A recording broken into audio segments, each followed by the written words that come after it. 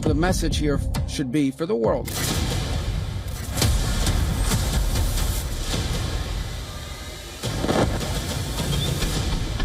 The President of the United States is not a game player, but don't play games. We're going to run the country until such time as we can do a safe, proper, and judicious transition. Adversaries remain on notice. It involved more than 150 aircraft launching across the Western Hemisphere.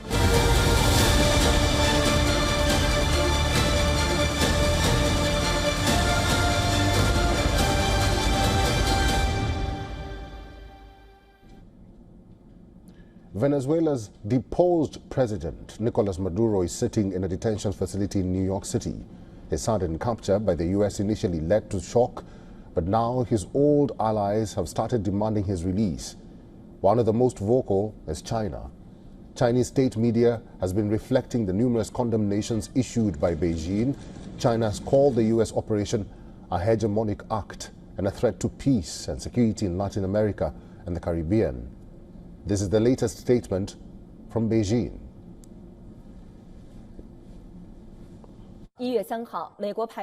China expressed grave concern over the U.S. forcibly seizing Maduro and his wife and taking them out of the country. The U.S. move is in clear violation of international law, basic norms in international relations, and the purposes and principles of the UN Charter. China called on the United States to ensure the personal safety of Maduro and his wife, release them at once, stop toppling the government of Venezuela, and resolve issues through dialogue and negotiation. The sharp reactions from China come on the heels of this meeting. That is Nicolas Maduro meeting a special representative of the Chinese government. The meeting took place mere hours before Maduro was taken by the Americans.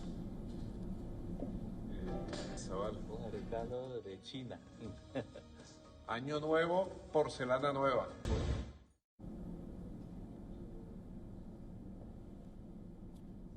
After the meeting with the Chinese envoy concluded, Maduro even put up a post on social media. Maduro said that it reaffirmed the strong bonds of brotherhood and friendship between China and Venezuela, a relationship that stands the test of time. Venezuelan reports say that during the meeting between Maduro and the Chinese envoy and the delegation, they reviewed the political and economic agreements between the two countries. There are reportedly 600 such agreements between Venezuela and China. China is the largest buyer of Venezuelan oil, with Beijing reportedly buying 80% of the country's total oil exports. However, it should be noted that Venezuelan oil makes up only about 5% of China's total oil purchases, so the dependency does not extend both ways. More than oil, Beijing's shock and anger may be related to its status as a major political backer of Maduro's government. Maduro met Chinese President Xi Jinping in Moscow last year. They were there to attend Russia's Victory Day celebrations. After the meeting, Xi Jinping described China-Venezuela ties as an all-weather strategic partnership. The Chinese envoy in Venezuela also reportedly discussed security concerns with Maduro. They're said to have spoken about the threat of U.S. military action. So after just having discussed those concerns, the Chinese officials were still in Caracas to see Maduro taken by the Americans. Is China's vocal criticism of the U.S. operation an attempt to save face? Is it a way to reassure its other Latin American allies that Beijing is a reliable partner? Because despite all its support for Venezuela so far, President Trump was still able to shatter the all-weather strategic partnership between Xi's China and Maduro's Venezuela.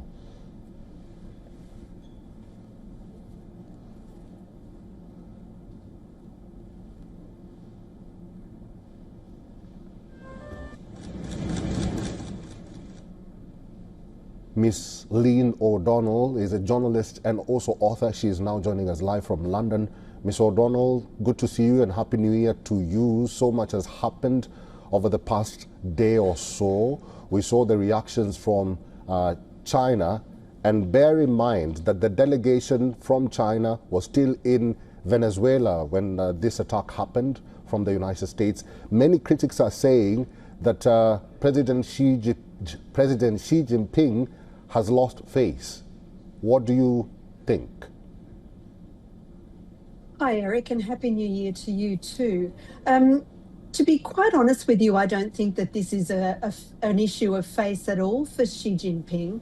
I think what we've seen in the last 24 hours is that the capture of Nicolas Maduro kind of lands in a world that's already shaped by the Ukraine-Russia situation, Russia's war against Ukraine, and for Beijing, the Taiwan issue. So from Beijing's perspective, this is just another data point in a larger question, which is, are we moving into an era where power replaces rules? China's reaction is less emotional than analytical. It's about precedent. So Beijing isn't reacting to Maduro, it's reacting to what this signals about the global order. And you noted in your introduction, Eric, the use of the word hegemony. Hegemonic is China's shorthand for selective enforcement of international law, force used first and legality retrofitted into the action later. So Beijing is drawing an implicit comparison. The United States defends sovereignty in Ukraine, but the United States violates sovereignty in Venezuela, according to China's framing. So this mirrors China's rhetoric on Taiwan. External powers have no right to decide the outcomes, and its long-term policy pronouncements that its policy of non-interference in the affairs of other countries. So this isn't a message that is aimed at Washington, it's aimed at the global South. Ms. O'Donnell, sorry. It's okay.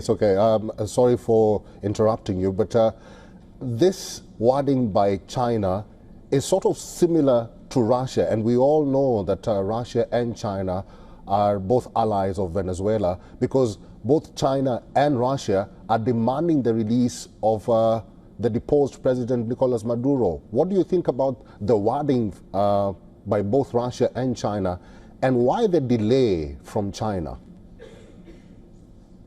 A delay in making its statement on the seizure of Maduro. You know, the Chinese Communist Party is very considered in its reactions to anything. So I don't think that we should read anything much more into that. It's the wording that, as I was just saying, and as you mentioned, the use of the word hegemony that I think is more important. Xi Jinping is using this to reinforce strategic patience, incremental pressure, and the avoidance of a single dramatic trigger. I think if Ukraine has been the warning in the past, a warning against overstepping, as it could be argued that Russia has done.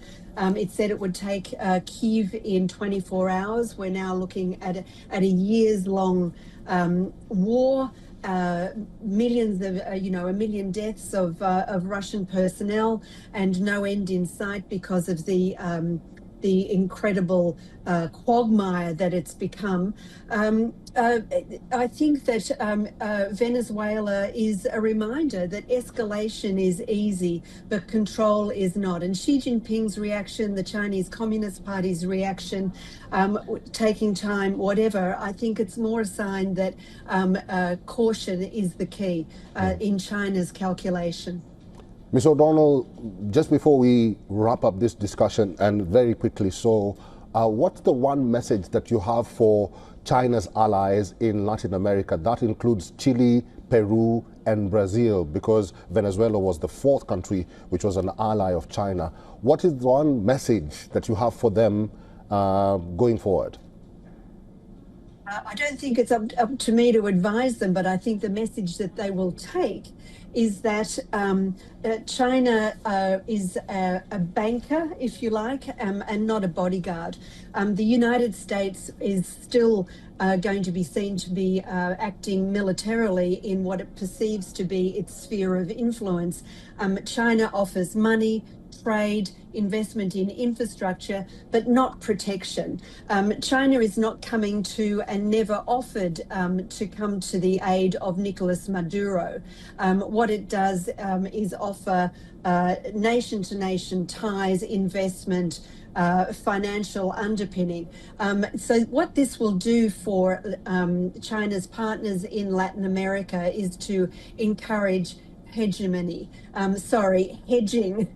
It'll encourage hedging. So that'll be economic ties with China and political caution and wariness when it comes to the United States.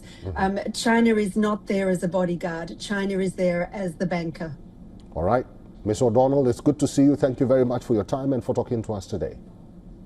Thank you, Eric.